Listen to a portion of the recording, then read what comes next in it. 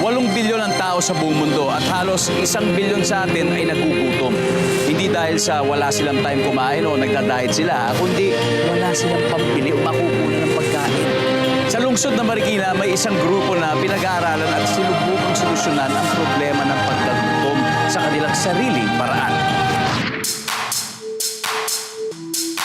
Umabot sa 930 milyon na tonelada ang food waste sa buong Pilipinas noong 2019. Sa dami ng food waste sa Metro Manila at ibang mga syudad sa Pilipinas, nauso ang pagpag o pagkain kinukuha mula sa basurahan at muling niluluto. Para hindi masayang ang mga natirang pagkain, to the rescue ang grupong Scholars of Sustenance o SOS na itinatag ni Bo Holmgreen, isang native ng Denmark na dating tech entrepreneur. Isa sa mga food supervisors dito, si Mac Florendo.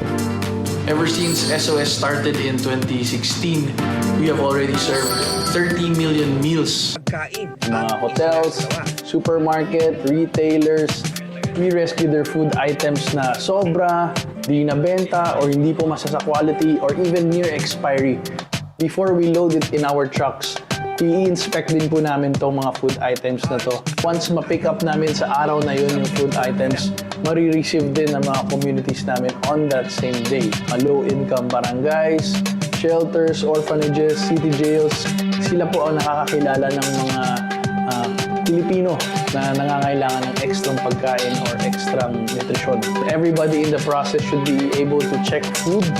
Kasama sa natulungan ni na Mac ay si Nanay Merlita. Nabahagi na ng aming pamilya tulad ng binibigay nilang tinapay, ulam, at mga dilata. Malaking tulong po ito. Bawas po sa malaking gastusin sa aming pamilya. At ang tulong na tinanggap niya ay sinuklian niya ng volunteer work. Niluluto namin ulit yun. Kung ano may yung pwedeng magpakinabangan. Naipamahagi namin yun tuwing gabi. Ang pangunahing layunin ni na Mac ay mabawasan ang food wastage. Food waste is one of the biggest contributors to climate change. It produces a very harmful gas called methane. Ang lahat ng bagay ay may kaugnayan.